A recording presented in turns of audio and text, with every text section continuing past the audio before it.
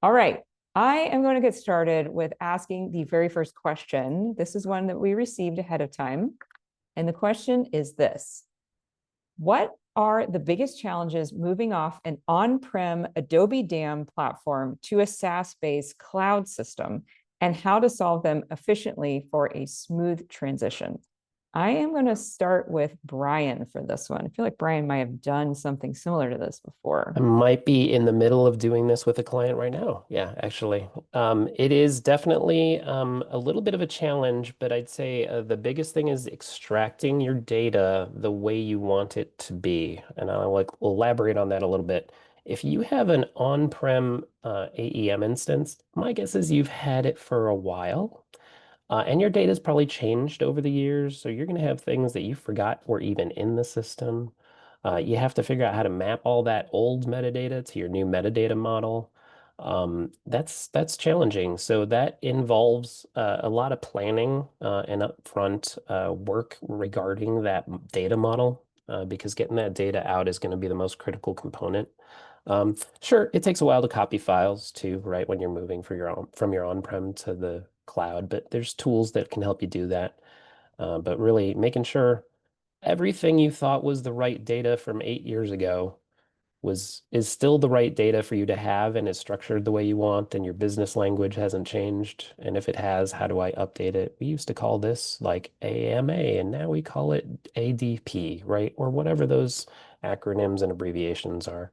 That's a lot of work, and it's just a lot of brain power that is required. But it's pre-planning. That's how you resolve that. Liz, do you have any ideas on that one?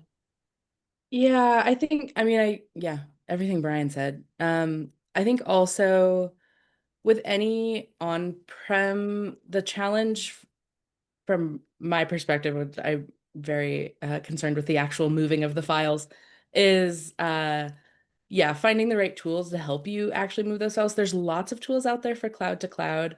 Um, and uh obviously if it's on-prem, you can upload to anywhere, but sometimes finding the person who can do that can be a challenge. When I've chatted with folks with on-prem files or, files on just any local device, it's yeah, getting the right people who can access that back end where the files are actually stored and access the place that they're going in order to facilitate that transfer. So, yeah, that's a challenge that I would flag.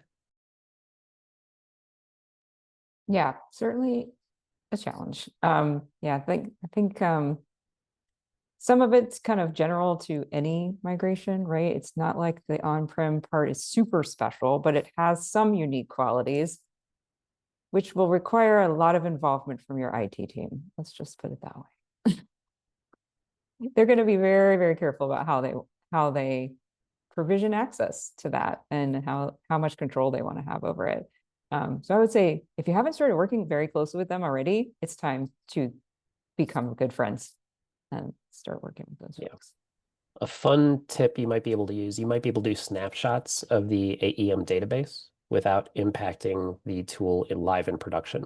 So that might be a helpful little trick for your IT team as well. Nice. Good one.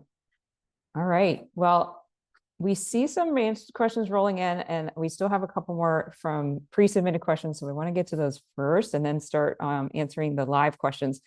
Jennifer, question for you. Since you've put in three, are they continuation of the same question, or are they three separate questions? Could you just comment in the chat so we can make sure to take them either together or individually? So yeah, let us know. Thank you. Okay, so while you're doing that, let me go to the next question that we received. So this question is this: my institution recently merged with another institution, a university and a medical school. How would you approach integration discussions for our digital assets? How would you garner support for the work that needs to get done from our own leadership and from other players like IT? Liz, do you want to start on that question? Sure. I kind of take this to mean how do we handle kind of merging our assets or, getting the assets from the university and the medical school to kind of play nicely together. I mean, so I've seen this before where um especially in larger organizations, there might be multiple departments or equivalent that already have their own dams. Um, so I think it's always it depends, right? But um, I think considering that, like what existing systems is the other group in, and this is kind of a more system selection thing, but if you're able to select the same system as them, that's going to get you a long way. Um,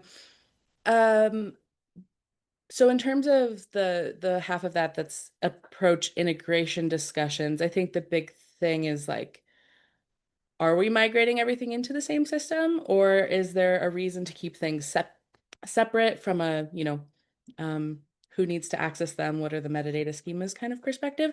But in terms of getting support for the work that needs to be done, um, this question called out IT specifically, and I know we were just saying, hey, you got to make friends with your IT department, but that really is the big one. IT is going to know what the lay of the land is, hopefully. And we'll be able also, ideally, in an institution that big, to support you um, through whatever kind of system merging that you need to do. Um, I think how to garner support is involving people early. Folks don't like when you come to them with really urgent requests, especially not IT teams, because they tend to be really slammed and work on a certain cadence. So I think just having those conversations as early as possible in your process is a big one. And in this case, it sounds like there might be multiple IT teams to bring in too. So yeah, early and often. Yeah, Definitely. and I'll extend on that same idea. I think early is great, but also, especially in that scenario, it sounds like you're consolidating from two different groups into one. That should decrease the burden on IT overall, holistically. So remind them, right? You can make a little bit of a business case to say, hey, this is in all of our benefits, including you, IT, because either we're going to free up storage or we're going to consolidate to a newer server and you don't have to worry about updating the old one that you always complain about, or any of those types of things, because IT wants to keep all of their systems current and fresh as well. And typically, if you have an older dam system or two systems, you're going to have stuff that's out of sync. So they would much rather consolidate and streamline those types of activities. So try to, use a little bit of that empathy and try to put through the lens of them and just say, how will this make their lives easier too? Generally good advice for any time you need anything from anyone. If Very you've come to these true. AMAs before or webinars, we definitely talk about the what's in it for me factor that needs to be part of your outreach to anyone. But IT can be pretty rigid about their schedules of things and process, and it's all great. It's all for good reasons.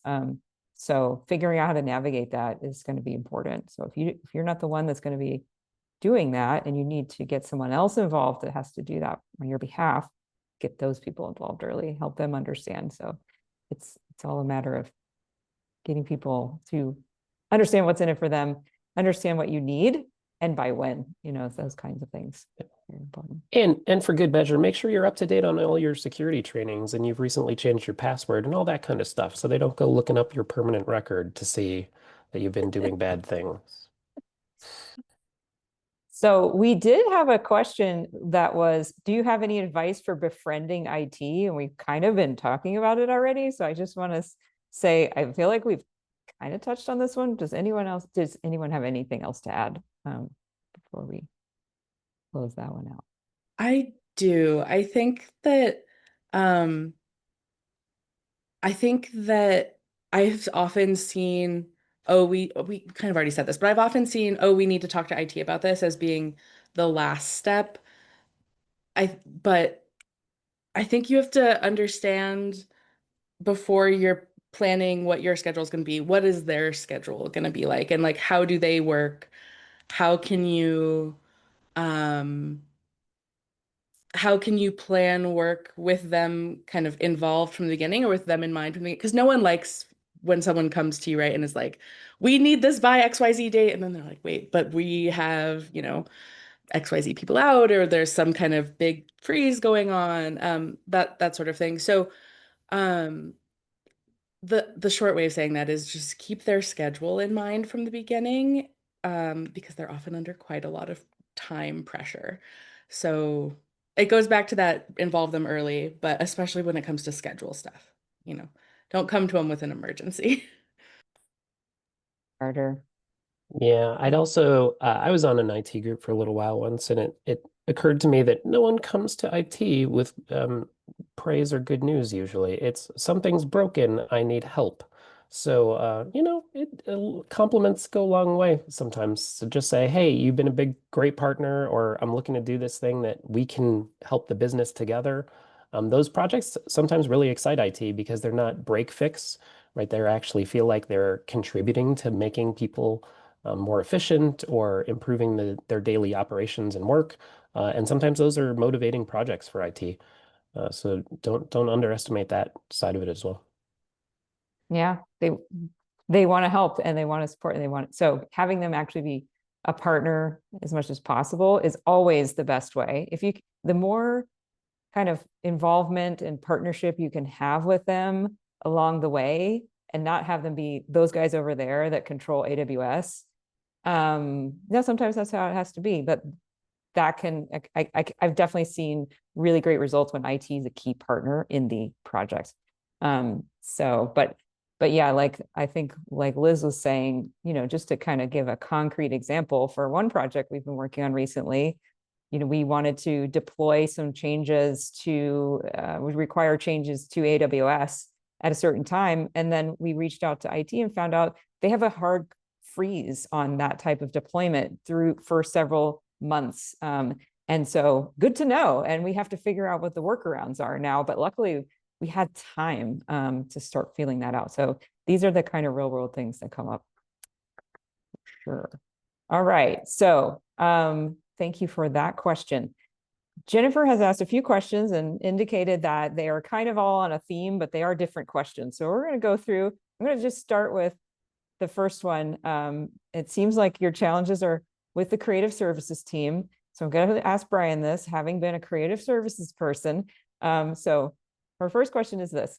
Our creative services team continues to save and deliver final creative assets, including multi-size social and digital ad variations, through our cloud-based file server, which has versioning and sharing capabilities similar to a DAM. Tricky. This has significantly reduced DAM adoption because teams are essentially asked to use two systems for the same purpose. It has reached the point where stakeholders are questioning whether we even need a DAM, especially given that our current platform is fairly limited. How would you advise approaching this kind of dual system conflict? Sort of a little bit of a different kind of question, but yeah, that's an interesting one. So one thing I've learned about creatives, well, two maybe, and keep in mind these are not criticisms because I'm in the same bucket. Is most creatives are digital hoarders.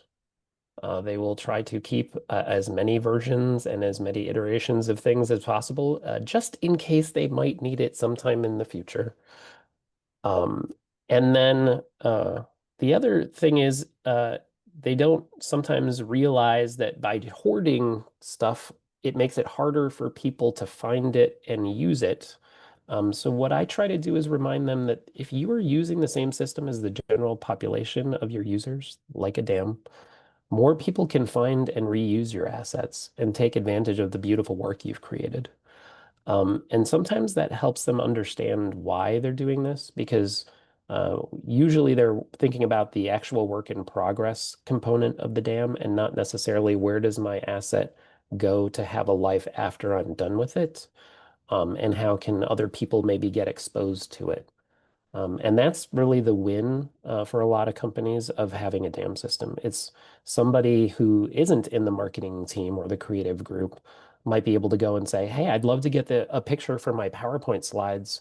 Do we have any of those in-house that I could use to make my deck look better? Like sales may want to enhance something. and they won't know where to look, and they won't have access to those assets. And it's almost like you're not getting the full value out of all that hard work from the creative team. So maybe, reinforce to them that that's a benefit of the system. Um, and then there's always mandates too, right? You can just turn off the old system, which we don't recommend, but whenever you can get buy-in first with people and make them realize it's great. But then I imagine, Liz, you've seen scenarios where people try to integrate those tools together potentially, right? Not necessarily turn off the old one, but find a way that it can partner or synchronize with the new one. Yeah, for final delivery, I think what I see most often is people using the DAM for that. And when I will say the option that's not just turn off the old system, if it does come to that, that I've seen be really effective for people is a period where the old system is read only, so people can still access things the old way, but are adding new things to the new system. The big thing that jumps out to me in this scenario is it sounds like the server can do versioning and sharing similar to a DAM, but what I'm not hearing is metadata in that. And I see all the time with system migrations, people who are, storing all of their assets in SharePoint. And yeah, you can do versions in SharePoint. It's easy to share things, sometimes in SharePoint. But what you're relying on for people to be able to find stuff is file naming and folder structure, which just tends to invite a lot of human error and just kind of turns into like big spaghetti over time. Um, so I think, in terms of how to make the case for the value of the DAM, that experience, that like metadata driven search would be the big thing for me. And I know sometimes it takes people a while to understand because like, well, I find things fine. It's just in blah, blah, blah folder. But that's because they're so used to it. And I think sometimes coming from the perspective of people who are less frequent users of the system, maybe you're onboarding a new team member, or like Brian was saying, maybe there's salespeople or there's folks who aren't in there every day, but every once in a while they're like, hey, we need something out of here. And they don't know your structure. It's harder for them to find stuff. So, um, in terms of how to approach a dual system setup, I don't love the thought of having both and integrating them, if I'm being honest, unless you want one to be for final and one to be for work in progress. But I think, yeah, one source of truth for things is always going to be better in my view. So yeah, metadata is the big missing factor there, I think, in terms of trying to make the case for DAM. But Yeah, I think those are good thoughts. I mean, that my brain was going to, could you integrate them? But I think your point, Liz, about, well, you might have this problem of like way too much stuff, and then it can be hard to navigate. And maybe there is a role for like work in progress versus final. This is like an endless, eternal time evergreen debate about DAM for work in progress versus final. So we can do a whole session on that. We can all get into that discussion. Yeah, there's a lot of different paths I think you could consider at some point. Thank you for that question. And I want to go to a different question. And then Jennifer, I know you have others, so we'll try to come to those as well. But Ryan has a question, and also thank you, Ryan, for echoing the comments about IT, making friends with IT. I know you have a lot of experience there. So Brian's question is this: for companies that have made the switch from long-term asset storage on-premise to cloud storage, what have been the biggest unforeseen gotchas they've experienced over time? This is an interesting one where, for me, I also know Ryan, and I know he's coming from a broadcast environment, and that gets me thinking about video. And so video is a different animal when it comes to this stuff, I'd say, versus non-time-based media. And the issues are very different when you don't have megabits per second as well as size to worry about in delivery. So yeah, have you any thoughts, Liz, on this question? Any unforeseen gotchas with the move from on-prem to cloud storage? Yeah. I don't know that I personally have worked with folks who've like made this switch and like have done it for a long time, like that I've seen the overtime piece. But what jumps out to me, especially if you're talking video, which is a lot bigger than anything else, um, the big thing is just the way you have to watch your costs a little differently with cloud storage. You have to keep a good eye monitoring your data volume and how those costs might be changing over time. Obviously, on-prem storage also has a cost, but it's different. You manage it in a little bit more of a direct way. So, you know, obviously, like you can't control if your cloud provider decides to change something on you. So, but yeah, I don't know that I have seen this kind of scenario from one of my clients. Have you, Brian? I have, and I've seen that pendulum swing back and forth a couple of times from on-prem to cloud. So cost is a good one, right? Because I think sometimes you anticipate we're going to have X amount of storage needs because that's what we have on-prem today. Then you migrate and then you find out, oh my gosh, we had 2X because everybody had these hard drives sitting around on bookshelves and stuff. So really locking that down and understanding what the true need is from a quantity is important. Performance, especially for video, I know is the other big concern. People love working with large files, right? They're doing 4K video edits, some now are starting to do 8K. That is local work. You do not want to be doing that through an internet connection. So there are some good hybrid solutions now that can like synchronize to like a local kind of network attached storage device. So that's another one to factor into your decision and planning, because just having the files remote does not always solve all of the needs of the working folk as well.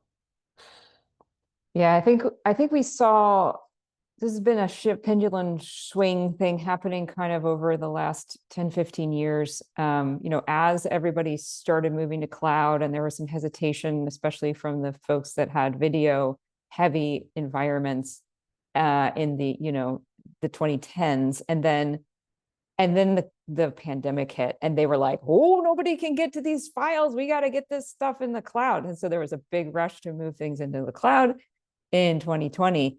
But as Brian said, that performance issue and just the access retrieval of the files when they are huge and video and long form was a problem. So I think that things are getting much better with the hybrid solution, local proxy editing and things like that. And you're seeing more and more cloud-based MAM solutions.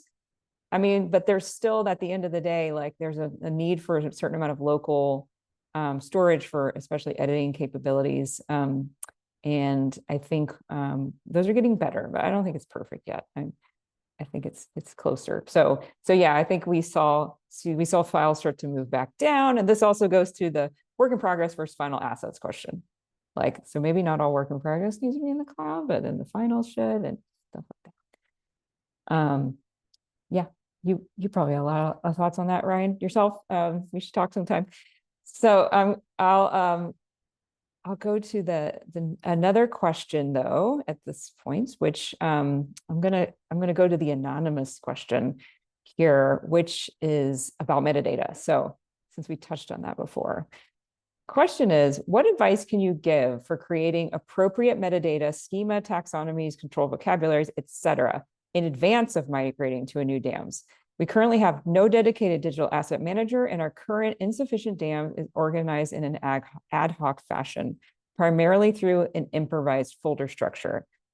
We have institutional support and funding for a new DAMS, but won't have a dedicated administrator before we begin migration. How can we build a properly organized data structure without what it seems like the necessary expertise? Brian, let's see what your thoughts are on this. Well, that is a challenge for sure. I will remind you that you are already building your metadata structure as you organize your files into folders. You may not realize it, but just the naming convention of those folders is the beginning of that taxonomy model. So you're doing some of the prep work already, which is great. The sooner you can get that resource in, the better, just because it's even if you built a model today, you'd have to train that person up and they wouldn't have the same kind of buy-in as if they can help co-develop it with you. But it's unfortunately a homework assignment. You got to sit down and we help clients with workshops to kind of imagine what that future state metadata model could be, thinking of it from the lens of the searchers for information, right? How would I try to find assets? Because the language that people use when searching is often different than the language people use when creating, to find those types of relationships. So you can start to build those types of taxonomy linkages in advance before you have any kind of system in play. And that can be done with the current SMEs that you have. And then you can partner whenever you get that resource to really refine it and build it out. And like I said, use that folder metadata structure too. As you start to see, hey, there's a gap, like people don't know where to save file A because they don't know if it should go in folder X or folder Y, then you've identified a potential future need as well.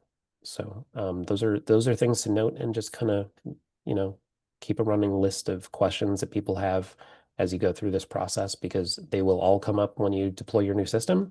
So if you can get them answered in advance, that's going to be a win for you. Liz, what else am I not thinking of? It's a good question. Yeah, it is. That's a tough situation. I will say, so if you really have to start migration before you have um, someone in that new role, I think there's it's not fun to do a big like data remediation project down the line once assets are already in the system, but you can do it. Um, you know, there's something to be said for if you are up against the clock with getting out of your old system. Um, there's something to be said for retaining, like trying to mirror that structure that things are currently in as much as possible, for the purposes of migration, and then later using some of the tools in your dam itself to help you do some cleanup. The thing I'll say to be aware of there is to make sure you're not losing information during migration that you might need in the future. So we saw this really recently actually with a client who was needed to be out of their old storage system that was just like a, box, Dropbox, that kind of a thing.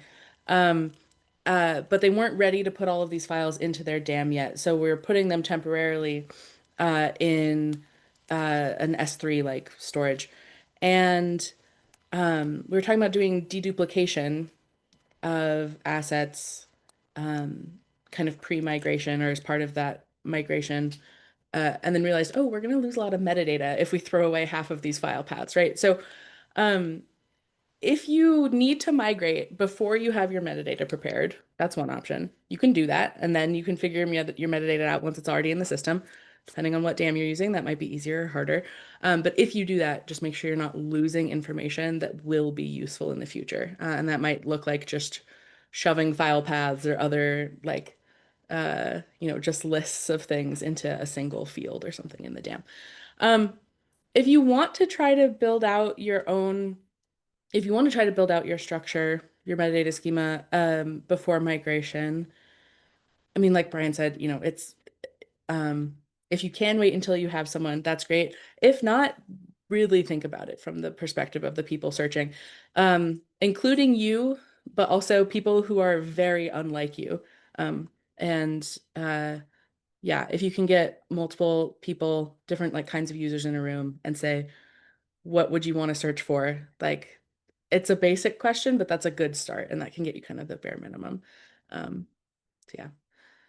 TLDR, just don't lose information in the process, is the big thing to look out for. Yeah, you don't need to copy all of your assets to retain their original folder paths, right? You can just get that listing and save it as a text file and then have it if you need it in the future. It's not a big file relative to, the amount of data you're dealing with. So do that. Just, just take a snapshot. Yeah.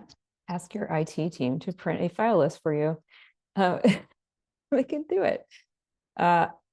Also, I would be remiss if I didn't mention that we offer services to help with this sort of thing. So if you're not able to hire very quickly, but yet you still need to do some work here. So a short-term engagement with a firm like AVP, we can kind of help you with that piece and then, get you on your way. So if that's something you're interested in, let us know. We can help with that. Absolutely. That's what we do. Okay, so I am going to go back up to one of Jennifer's questions. And this is a good integration related question. We have had more migration questions, but let's talk about some integration stuff. So the question is, our creative services team, these people are the bane of your existence, is resisting the idea of building an API between our DAM and CMS, which already has a required built-in asset library for publishing content.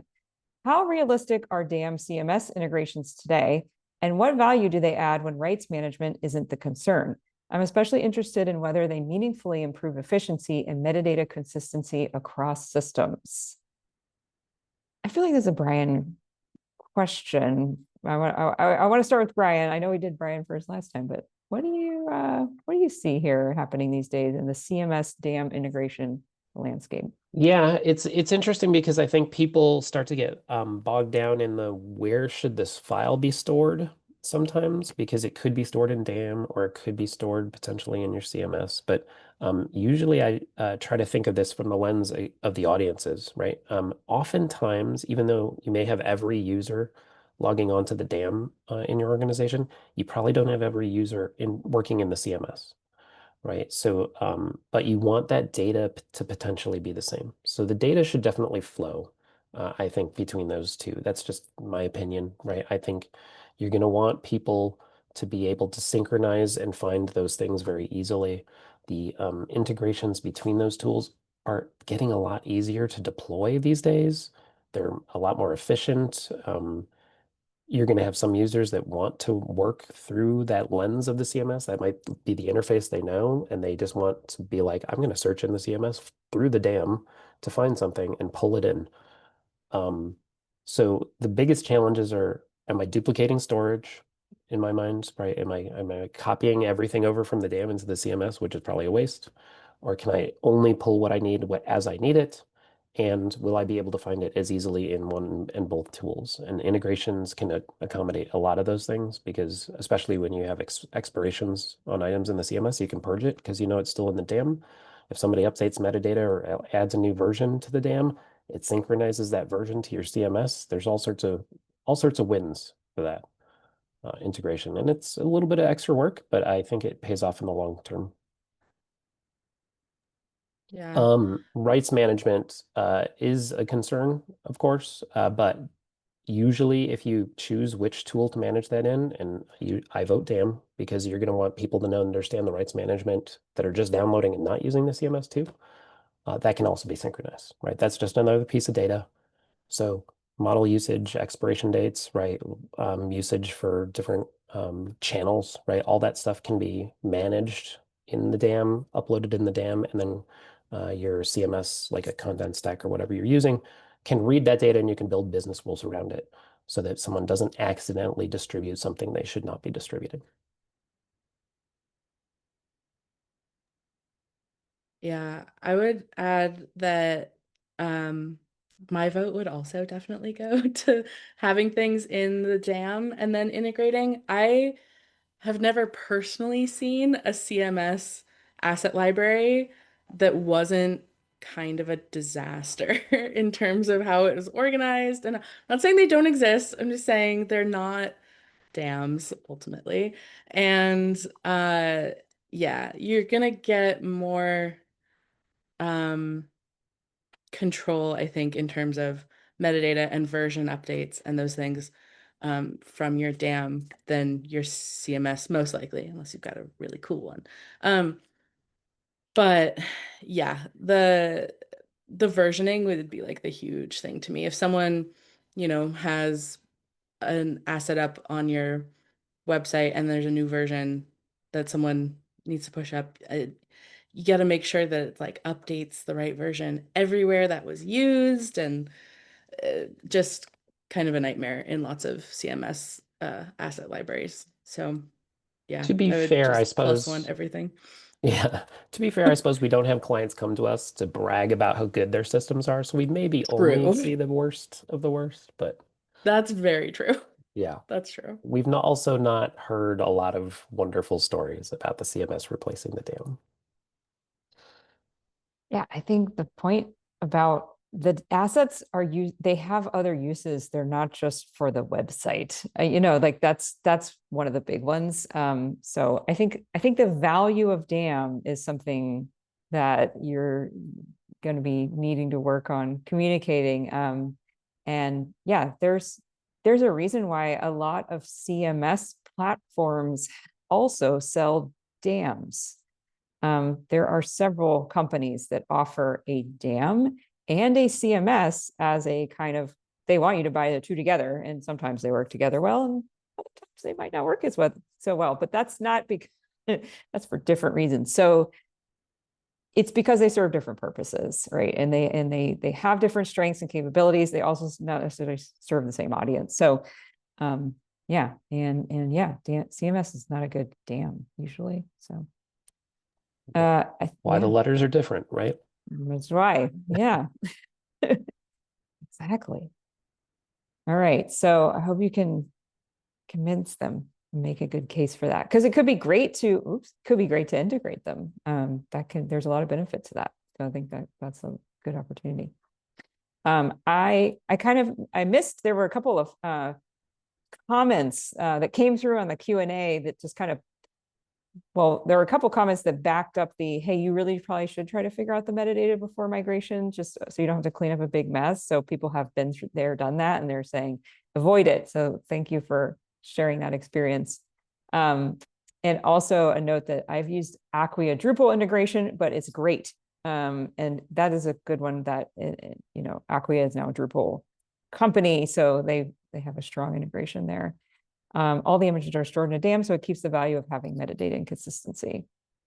Thank you. That's good to hear that that's working really well for you.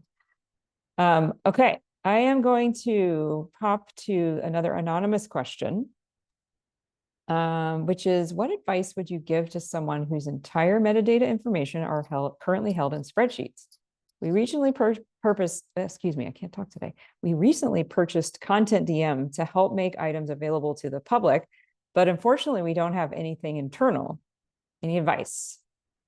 So for those of you who don't know, Content DM is a publishing platform mainly used in the GLAM sector. So that is something you can use to kind of host your digital assets online. It's not really a DAM, but it has DAM-like features, kind of like our CMS discussion. But yeah, what's your thought on if metadata is only on a spreadsheet, and you don't have other kinds of structured data? Liz, any thoughts from you?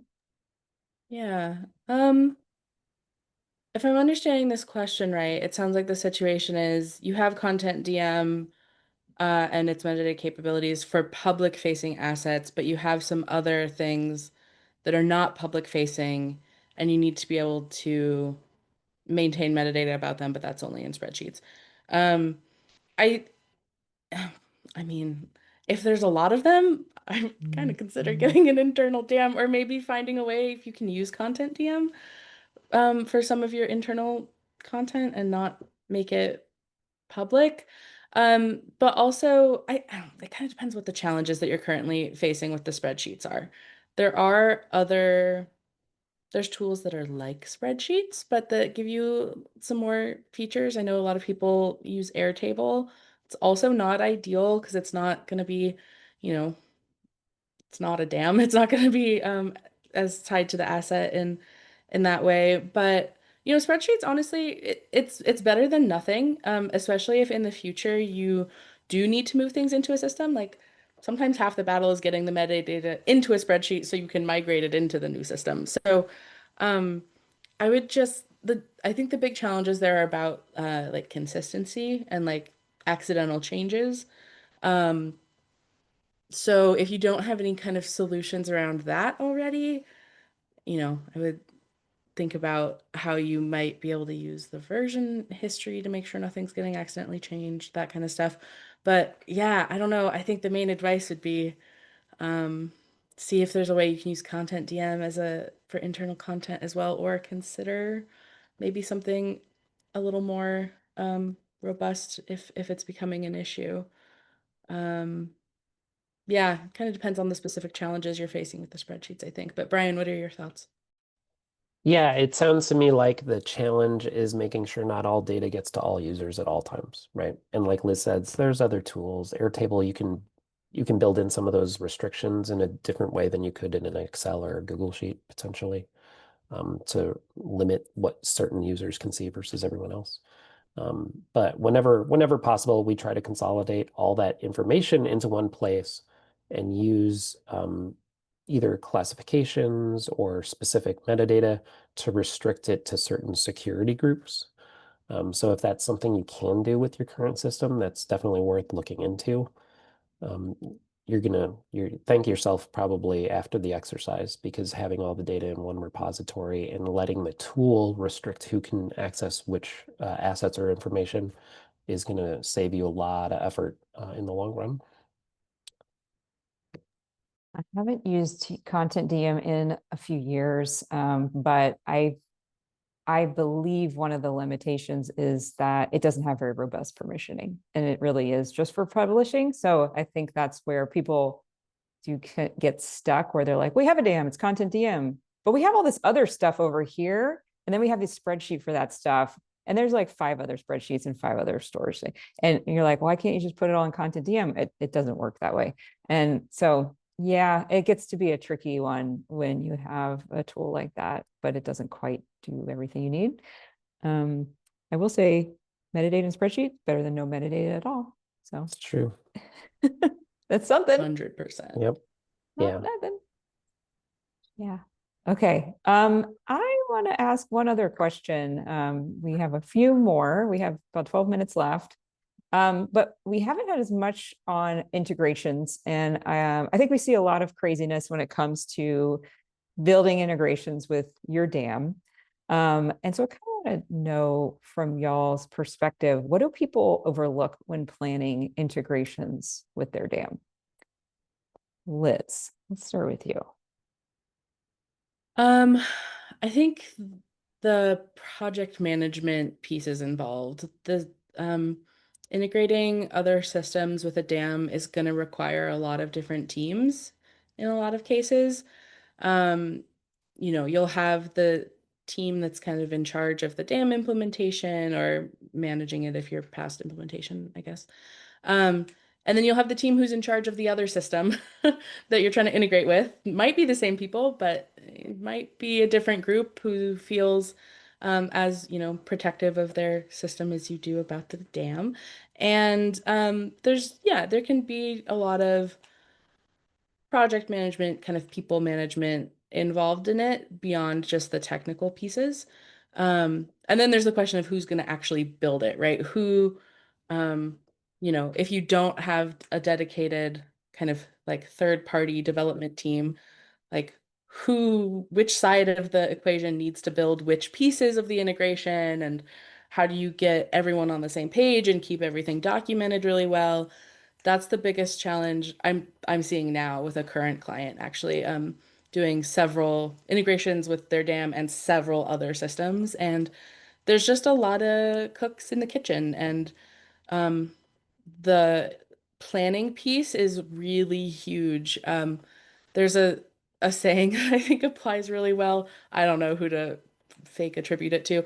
But the um slow is smooth, smooth is fast, or something like that, right?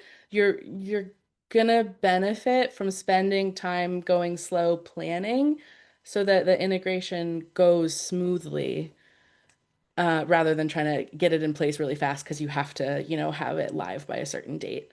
So yeah, it's not just the technical factor, but the all of the people factor involved in building it. Yeah, I'm gonna plus one everything Liz said and restate some of it because I think it's super important. So one is everyone probably thinks their tool is the right tool and you should conform to theirs. So that is an important thing to realize if you're coming from the DAM and asking the CMS team to change, for example, or you're coming from CMS and asking the DAM team to change. That's don't underestimate that sensitivity to people thinking that their system is right. And also really think about the fact that you're not just, for me, integration is too nonchalant a word for some of these projects. It's just a small little word, integration. It's no big deal. But really what you're saying is, I want to transform the way these two systems are doing things and the way people interact with them by merging them. So it's almost the same project as replacing those two tools because you're asking them to work in a different way. And it is easier than replacing them all altogether, right? You have a whole bunch of great information. You're not migrating probably your data, but you might need to be changing your data model, right? And you have to respect the fact that that's a lot of work and you're asking to transform the way people work. So you're literally talking about future state workflow and different types of ways of working. So give that, project that level of respect. Don't just say, it's an integration. The two tools should talk to each other, because getting them to connect is only a part of the battle. So Right. yeah. It's like you got to get them on the phone with each other, and then you got to figure out if they can even speak the same language, right? Like if one's speaking Spanish and the other speaking Mandarin, we got to figure out how to translate all this stuff. So yeah, and who should we all conform to English? Like, is this the way? It gets a little messy, political. And what's the system of record for what is the ultimate question that has to be figured out. Which data is being shared and which is the system of record for this data? So yeah, I think that's I don't think this is a saying, but I mean, matchmaking is not done after the first blind date, right? There's still more work that needs to be done to build that relationship.